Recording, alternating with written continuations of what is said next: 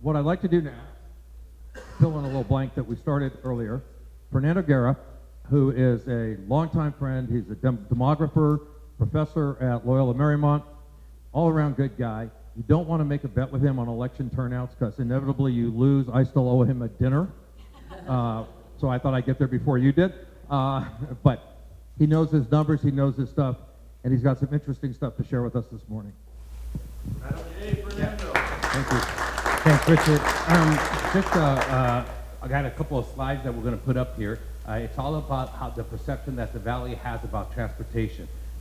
Two quick points on demographic shift.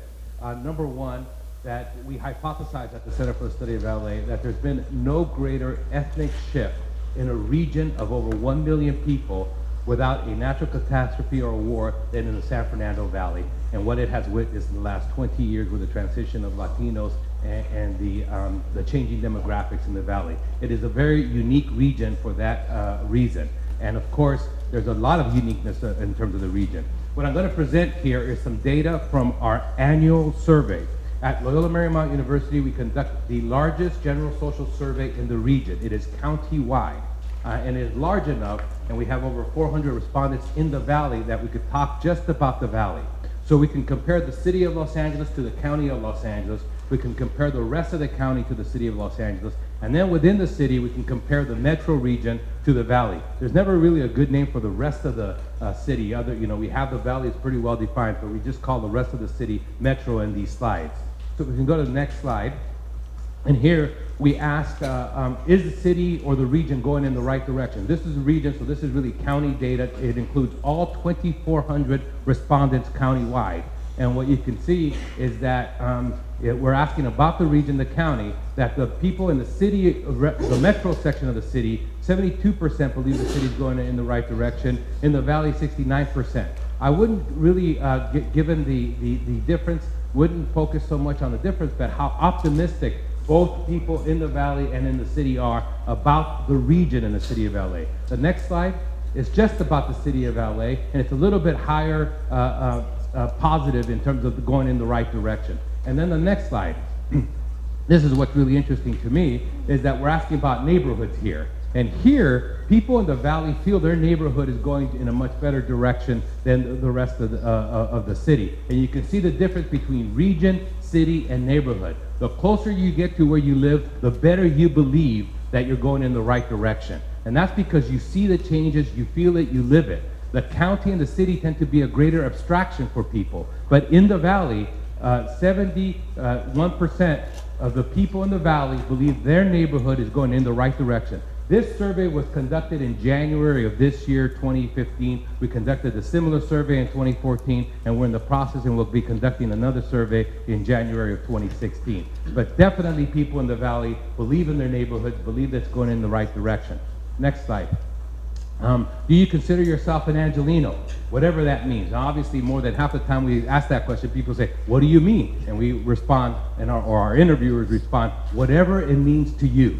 And you can see that in the metro section, 86% of the people consider themselves Angelenos. In the Valley, 77%. What's interesting about this is that we ask this question of everybody in LA County, and throughout the county, whether it's in Burbank or the city of San Fernando or San Gabriel or Long Beach, the answer is about the same as it is in the Valley. About 77% of residents in LA County outside the city of LA consider themselves Angeleno.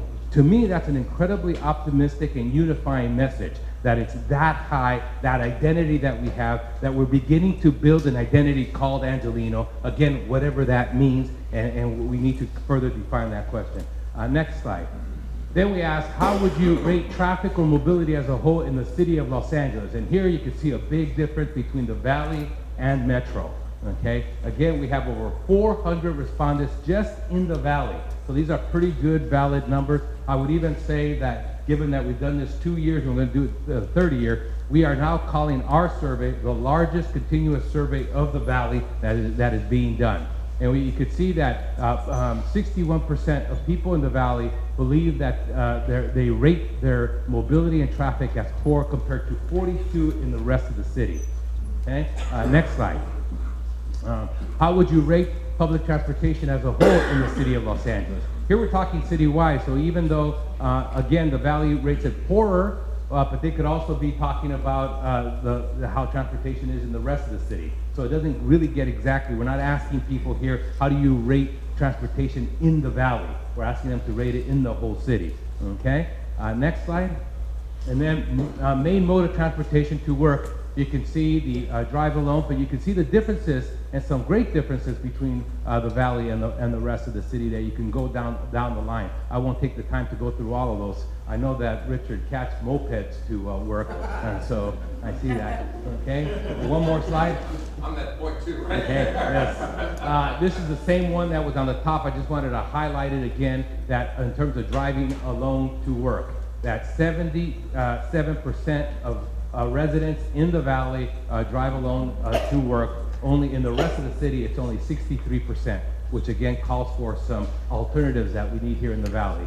And then finally, the average commute time, and this is kind of interesting. It's actually higher for the rest of the city in terms of the shorter amount, which kind of makes sense. And you can see that the longer the commute, the greater it is for the valley until you get to the 90 minutes.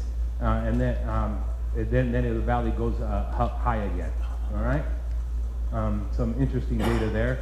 And then one more slide, and that's it. We have all this data. We'll make sure that we give it to the organizers. If any of you want to take a closer look at it, we can cut the data, of course, by ethnicity. We have all kinds of other data on other social issues, and we welcome the dialogue and be able to participate. Thank you. Fernando, before you. Fernando, who experienced the long commute this morning. So give me your interpretation of the data. I mean, what does the data tell you about Valley commuters, their willingness to try different, I mean, how do you see it? I see the Valley residents, in terms of public opinion, being about where the rest of LA was in about 20 years before we had all this great, 20 years ago, before we had a lot of great transportation hit the rest of the city of LA and all the different alternatives. And so if we would have done this survey 20 years ago, the basic answers you're getting at the Valley, you would have gotten from the rest of the city. And it's all about that. A lot of the investment went to the non-Valley section, and that we can get people and their behavior. So a lot of this was public opinion, but we also asked about behavior, and you can see a difference in behavior, and we can begin to change behavior in the Valley if, of course, you make the investments. So you see, Stephanie will be mad at me if I said something. So the Valley's 20 years behind everyone else in getting the dollars for Metro and all the predecessor agencies. But I won't say that because Stephanie was kind enough to be here this morning. But you see a willingness. Where's that? Hertzberg? Yeah. A willingness among people to try something alternatives if they're provided for. Absolutely. The other thing that dovetails to this very importantly is the optimism in our surveys that just radiates in the Valley. People are incredibly optimistic about the direction of the Valley and the city and the region, and they're optimistic about Los Angeles as they've never been before. This is a great time. You know, the number one investment, obviously we're talking about infrastructure, but the number one investment is in people, and an optimistic people is even more of an asset, and you certainly have that right now in the Valley and the rest of the city. Councilman has a question. Fernando, can you go back to your last slide for a second? Sure. The length of commute time. Yes. Am I reading this correctly, that 40% of the Valley commuters have a commute of less than 15 minutes? That's correct. And that 70, almost 80% have a commute of less than 30 minutes? That's correct. So that tells me that Now, these are not necessarily workers. Remember, this is residents, so it could be people who are just commuting, you know. to school. Yeah, right. Right.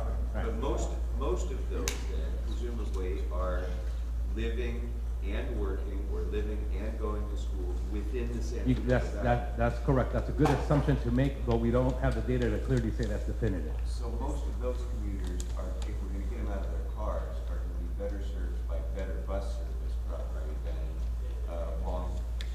long rail lines. That could be an interpretation. All right, thank you. Fernando, thank you very much. Appreciate your coming out. It's good stuff. We'll make the dinner somewhere in between where you and I live. How's that? As long as you pay.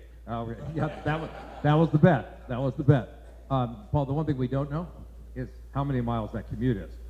It could take them 30 minutes to go 1 mile or 2 miles in parts of the valley, or it could be all the way across the valley. So we don't have that skew in there in terms of. It's like, no, I agree with you. Yeah, no. No, I think, you know, it orders for a robust bus system, you know, more and more rapid transit, or along the lines of north-south dedicated.